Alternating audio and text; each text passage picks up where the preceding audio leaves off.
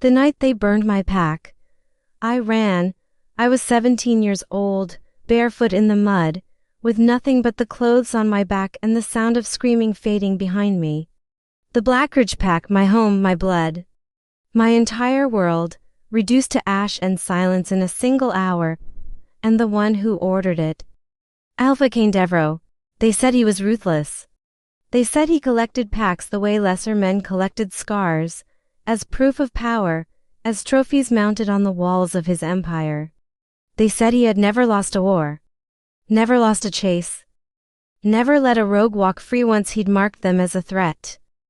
For 3 years, I'd been proving them right. My name is Sera. Sera Cole, though I hadn't used that name in a long time. Out here, in the gray space between pack territories, names were dangerous. Names were handles. And handles gave hunters something to grab. I went by Ghost instead. It wasn't arrogance. It was survival. I had learned to move without leaving tracks. To sleep in trees, in caves, in the hollow beds of rivers when the trackers came too close. I knew how to mask my scent with pine resin and river clay. How to run for 18 hours straight on nothing but adrenaline and spite. How to look at a map of pack borders and find the cracks. The thin, forgotten seams where no alpha's authority reached. I had been living in those cracks for 3 years. And still, Cain Deveraux' hunters found me everywhere I ran. It started 6 months after the burning of Blackridge. I'd been surviving well enough, stealing food from the edges of human towns. Keeping my wolf suppressed so she wouldn't howl at the moon and give us away. I'd found a cave system near the Asheville border, deep enough that I thought no one would track me there. I was wrong. I woke up to the sound of boots on stone and a torch blazing at the mouth of my cave. There were 4 of them, Deveraux men, wearing the black and silver of the Blackridge pack. My pack's colors, repurposed, rebranded. That detail alone made my blood boil. I ran for 6 days without stopping, crossing 3 territories and 2 rivers, before I finally felt safe enough to sleep. That was the pattern for the next 2 years. They'd find me, I'd run. They'd find me again. What I could never figure out was why. I was nobody. I was a 17-year-old girl who had survived the massacre by accident, by being in the woods gathering herbs when the Blackridge pack burned. I had no rank, no power, no political leverage. I wasn't the Alpha's daughter or a Beta heir or anyone of consequence. I was a mid-rank wolf from a dead pack. There was no logical reason for Cain Deveraux to spend resources hunting me. And yet his trackers were everywhere, patient, relentless, methodical, the way he was rumored to be in everything, not furious, not desperate, just persistent. Like a tide that would keep coming until it finally wore the shore away. I asked the question. Every single day, why me? I never got an answer. The night everything changed, I was in the town of Kelwick, a nothing little place on the edge of 3 pack territories, which meant it was claimed by none of them, neutral ground, technically. The kind of place that attracted rogues, half-bloods, and wolves who'd lost everything. All trying to look like humans and failing mildly at it. I'd been there for 3 weeks, which was longer than I usually stayed anywhere. But I'd found work at a tavern, and the money was useful, and the owner, a heavy-set human named Barrow who had seen enough strange things in his life to stop asking questions, didn't push me on things like where I came from or why I flinched every time the door opened. I should have left sooner. I was wiping down tables near midnight when I felt it, that specific prickle along the back of my neck that I'd learned to trust absolutely, the feeling of being watched. The feeling of something large and deliberate closing in. I straightened slowly, keeping my face neutral. The man sitting at the corner table hadn't been there 5 minutes ago. He was tall, even seated, the length of him was obvious. Dark hair, pushed back from a face that was almost brutally structured, all hard angles and sharp lines. The kind of face that looked like it had been carved by someone who understood power but had no interest in softening it. He was dressed simply, dark clothes, no insignia. He might have passed for human to someone who didn't know better. But I knew better.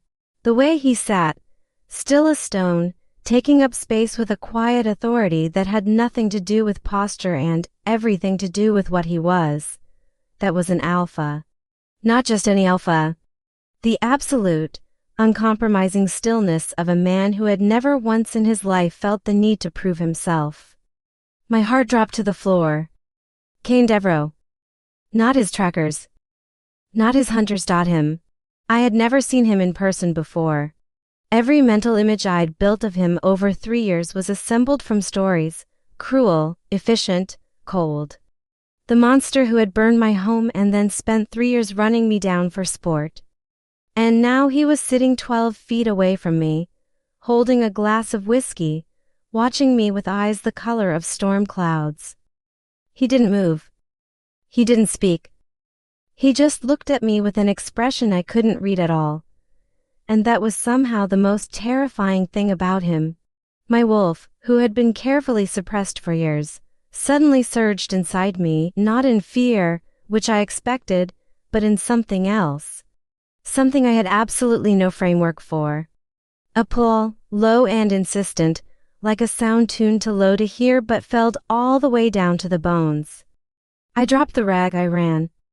I made it to the back door before his hand closed around my wrist. He was fast, impossibly fast, alpha fast, the kind of speed that reminded you viscerally of what these people actually were underneath the civilization. I was spun around and pressed against the stone wall of the tavern's back corridor. His body blocking the exit, his hand still wrapped around my wrist, not bruisingly tight, but absolutely immovable. Up close, he was worse. The storm gray eyes were more intense than I'd been prepared for. There were lines at their corners, not softness, but evidence of years of focusing hard on things that mattered. He smelled like cedar and cold rain and something that my wolf reacted to with a full body shudder that I was furious about.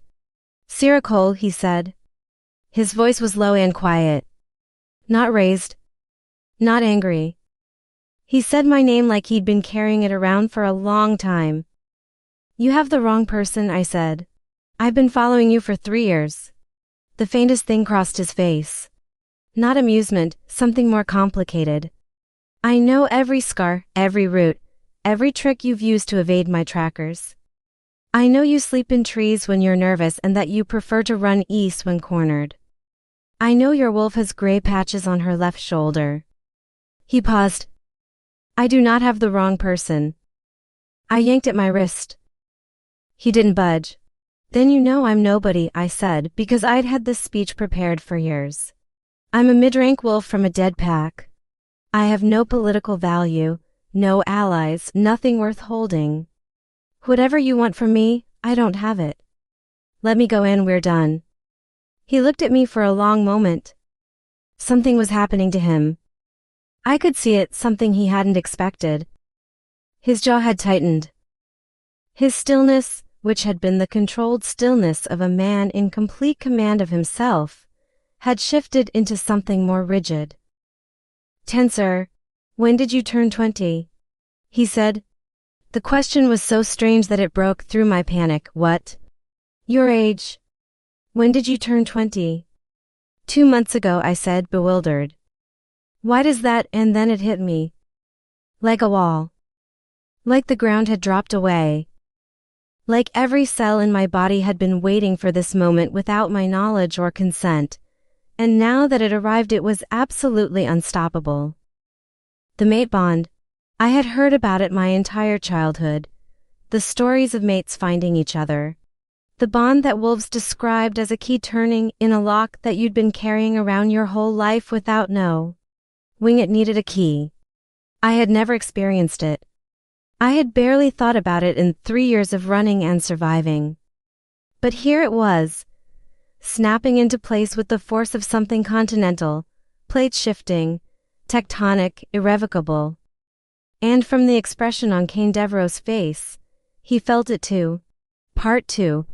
The unraveling. He released my wrist like it had burned him. We stood 2 feet apart in the dark back corridor of a tavern in Kelwick, And for the first time in 3 years of being hunted by this man, I was not afraid of him. I was something far more complicated than afraid. No, I said. It was a reflex. Pure, desperate denial, Sera. No, I pressed myself harder against the wall, as if I could push through it. Whatever this is, whatever you think you felt, it's a mistake. The bond gets confused sometimes. It doesn't mean anything, you know that isn't true. I know that you burned my pack. My voice came out lower and harder than I expected. 3 years of running, 3 years of grief and fury and cold nights and loneliness, and it all funneled into those 6 words with the precision of a blade. I know that Blackridge burned because of you. I know that everyone I loved died because you decided their territory was useful. And now you're standing here telling me that the universe decided you're my mate? I laughed, and it came out ugly. The universe has a vicious sense of humor. Something moved across his face that I hadn't expected. It wasn't the cold indifference of the monster I'd constructed. It wasn't anger at being spoken to that way. It looked like pain. Complicated, genuine pain. Sit down with me, he said. Absolutely not. Sera, he didn't reach for me again. He just said my name, and his voice had lost some of its controlled flatness. Something underneath it was raw in a way I didn't know what to do with. I know you have no reason to trust me. I know what you believe about Blackridge. I'm asking for 20 minutes. That's all. And if I say no, then I'll let you walk out that door.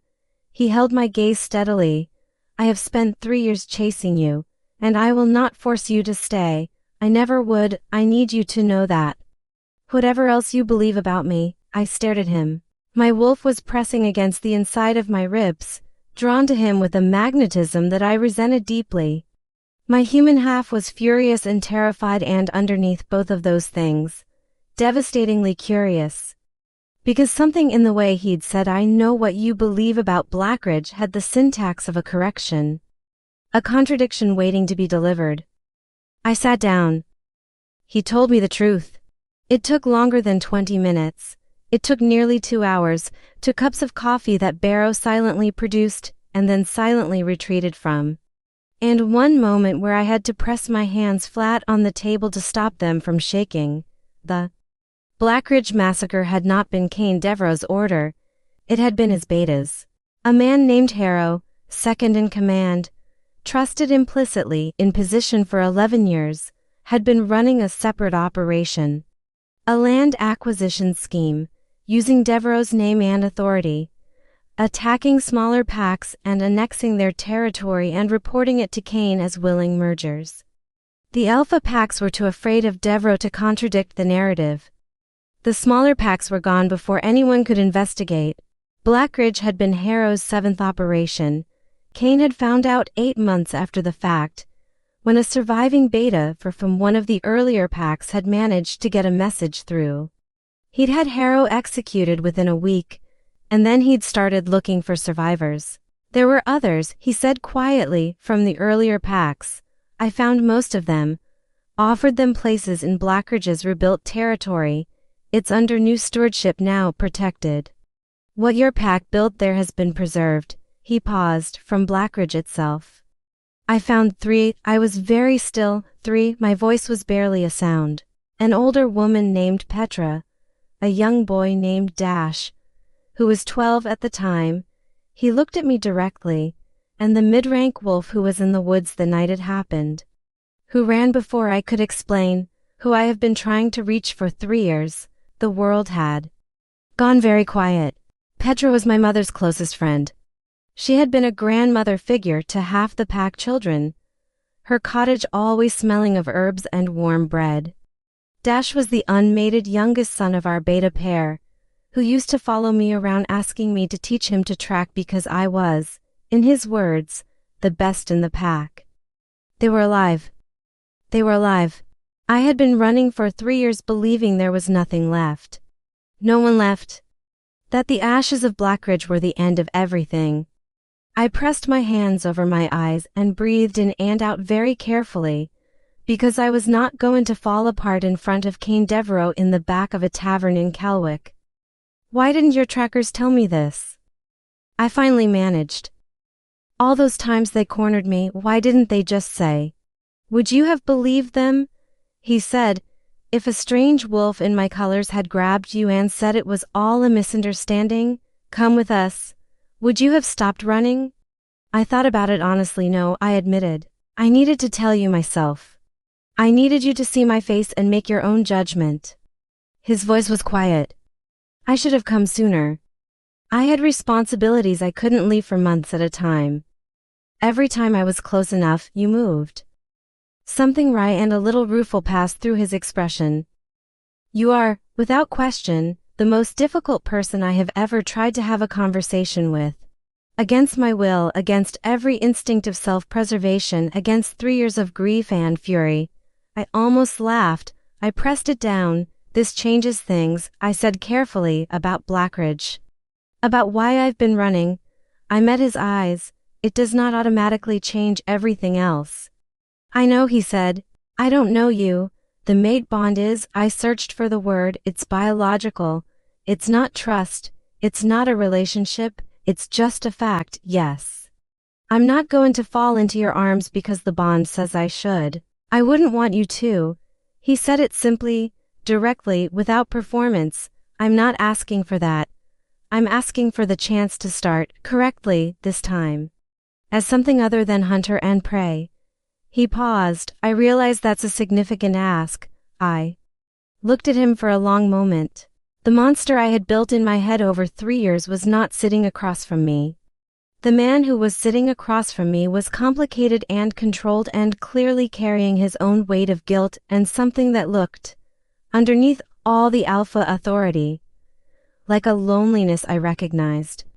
My wolf pressed against my ribs, steady and certain. I know, I told her. I know. Give me time. Part 3. The Reckoning. I did not leave Kelwick that night. He gave me space, took a room at the Tavern's Inn, made no demands, sent no watchers. In the morning I found a note slipped under my door, the handwriting spare on precise. I'll be at the table by the window until noon. If you want to talk. If not, I understand. No signature. He didn't need one. I went at 11:30. We talked for 4 hours. Not about the bond, not about what came next, just talk. I told him about living as a rogue, about the tricks I'd developed, the close calls, the winters that had been genuinely dangerous. I told him about the night in the Asheville border caves when a tracker had come within 6 feet of me, and I'd held my breath so long I'd nearly passed out. Watching his face during that story was interesting. The jaw muscle, the way his eyes went briefly dark, something that looked uncomfortably like fear on my behalf. He told me about Harrow, about the years before he found out, and what it had felt like to realize that his trust had been weaponized into atrocity, about the executions and the restructuring and the long, grim work of trying to find everyone who had been hurt by a man wearing his name. He was not the alpha of the stories. He was not simple enough to be a monster or good enough to be a hero. He was a man who had built an empire with ruthless efficiency and had not, until the Harrow revelation, looked closely enough at the machinery underneath. You were complacent, I said. He didn't flinch. Double quotes. Yes. You were so confident in your own judgment that you didn't verify. Yes. People died because of that. Yes, he said, and the word landed heavily, no deflection, no qualification. People died because of that. Because I trusted without confirming. Because I was arrogant. He held my gaze. I will carry that for the rest of my life. It does not go away. I don't want it to. That honesty, the absolute refusal to minimize it, broke something open in my chest. Not forgiveness. Not yet. It was too soon and the wounds were too real. But the first crack of understanding. On the 3rd day, he asked if I would come back to Blackridge territory. To see Petra and Dash, he said quickly. Not for any other reason. Not for anything you're not ready for. Just, you could see them. You could see what's been built there. My chest ached at the names. And then what? I asked. If I go and I see them and I decide I want to stay, what does that mean for us? Nothing that you don't want it to mean, he said. I'm not going to pretend the bond isn't there. I'm not going to pretend I don't feel it every moment we're in the same room. But I've spent 3 years learning what you are, how you think, how you move, what you've survived. I have a lot of respect for who you are, Sera Cole. More than you probably expect. He paused. I'd rather earn your trust than invoke a bond you didn't ask for. If you come to Blackridge and you want nothing to do with me beyond cordial neighbors, I'll honor that. I'll mean it. I believed him. That was the thing that surprised me most. Not the bond, not the history, not even the revelation about Harrow. It was that I believed him. 3 years of reading people from the shadows, of trusting my instincts because my instincts were all I had, and every one of them was telling me that this man was telling the truth. One condition, I said. He would still name it. I travel there myself. My route, my timing. You don't escort me, you don't send trackers. I held his gaze. I walked through your territory's gates on my own feet because I chose to. Not because I was brought. The expression that crossed his face was something I hadn't seen on him before. It took me a moment to identify it. It was pride. Agreed, he said. Epilogue, the gate. It was a 2-week walk to Blackridge territory. 2 weeks through autumn forests, along the edges of streams that were starting to ice at their banks, through the first cold rains of the season. I had my pack, real supplies this time, not the scavenged scraps of 3 years of running. Cain had left provisions for me at Kelwick without asking, a quiet gesture that I chose not to be annoyed by. I had a lot of time to think. About the girl who had run from burning ashes at 17, certain the world had been reduced to ash behind her. About the person she had become, harder, faster, more self-sufficient than she'd ever imagined. The rogue years had cost me everything and given me a strange, grim kind of power in return. I was not the girl who had been mid-rank in a small pack. I was someone who had survived 3 years alone in the cracks of the world, outrunning one of the most powerful alphas on the continent. That didn't go away because the hunt was over. I wanted him to know that. I wanted whoever came next, whatever this was between us, slowly, on my terms, to be between equals. Or as close to equals as a mated pair with a significant power imbalance could manage. I intended to push on that imbalance constantly, to refuse to be absorbed, to remain specifically and determinedly Sera in whatever space I carved out. I thought, in the long quiet of the forest, that he would not just tolerate that. He would respect it. My wolf ran freely for the first time in years during those 2 weeks. Not in fear, not with trackers on her heels, just running because the ground was solid and the air was cold and we were going somewhere of our own choosing. She was enormous and gray-white and fast, and she ran with her head up instead of low, and that felt like the most important change of all. The gates of Blackridge territory were less dramatic than I'd imagined. A boundary marker, a watch post, to wolves who straightened when they saw me approaching. I was in human form, walking, my pack over one shoulder. The morning was gray and bright at the same time, autumn doing its particular trick of making everything feel both ending and beginning. The watchwolves exchanged a look. Sera Cole. One of them said double quotes yes. You're expected. He stepped aside. Welcome home. I hadn't had one of those in 3 years.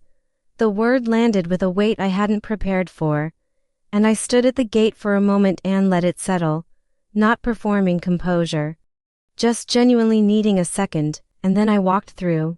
The territory was beautiful. Someone had rebuilt carefully, not erasing what had been Blackridge before, but working with it.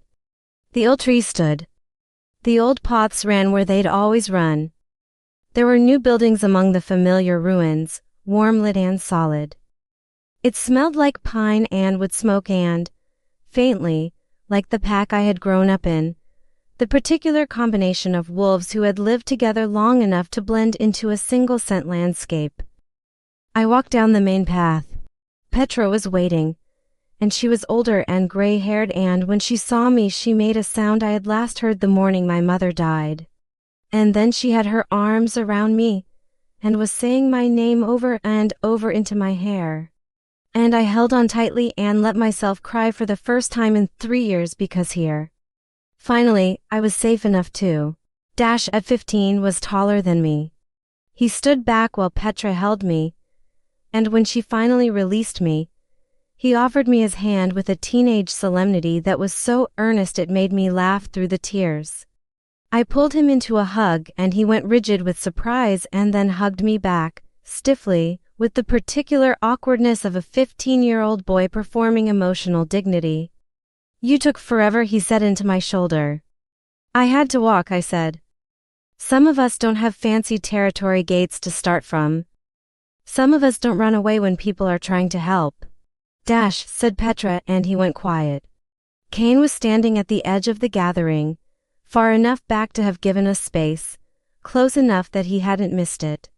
When I looked at him over Petra's shoulder, his expression was open in a way I hadn't seen in our 3 days in Kelwick. Something relieved and careful and very still. I extricated myself from Petra and Dash with promises to come back within the hour, and I walked to where Cain stood. He said nothing. Neither did I for a moment. The bond hummed between us, quieter now than the snapping force of that first night, settled into something more like a constant warmth. My wolf sat easy inside me. Not pressing, not insisting. Just present. "You waited at the back," I said. It wasn't my moment. The simplicity of that, an alpha who governed thousands of wolves, who could have made his presence the center of any situation. Choosing without drama or self-congratulation to stand at the back while I had mine, did more for my understanding of who he was than any conversation in Kelwick had. "I'm staying," I said. "I want to be clear that this is temporary in the sense that I reserve the right to change my mind about everything except the staying. I'm not making any promises about anything other than the fact that I am here and I intend to remain here, and I will be establishing my own space and my own terms, and nobody, including you, gets to tell me how to do that." His mouth did something that was almost a smile. "Understood," he said. "And I'm not going to suddenly be soft. About Blackridge. About what happened. About the fact that your complacency contributed to the death of people I loved. I need you to understand that I'm not going to pretend those are resolved issues just because the context changed." "I don't want you to," he said. "Hold me to it. I'd rather you hold me to it than let me get away with anything." "I intend to." "Good." We stood in the thin autumn sunlight, 2 feet apart, and the enormity of everything, the 3 years of running, the loss, the bond, the impossible strange beginning of something new, settled around us like the leaves that were drifting, slow and golden, from the trees above. I was not healed. I was not whole. I was 20 years old and carrying 3 years of survival and grief like a second skeleton, and the man standing in front of me was complicated and culpable and also, somehow, genuinely mine. I reached out and touched his arm, just that, just a hand on a forearm, light and chosen. The first touch I had given him rather than one he'd taken. He looked down at my hand and then up at me, and his expression was something so unguarded that I looked away from it because it was too much. "Start small," I said. "One day at a time." "One day at a time," he agreed. Behind me Petra was calling my name, food, warmth, home. Ahead of me was everything I didn't know yet. Beside me was a man I had spent 3 years running from and would spend the rest of my life, I suspected, refusing to make things easy for. I turned back toward the warmth. He walked beside me. Not a step ahead. Not guiding, not possessing. Beside me. And for the first time in 3 years, I stopped running.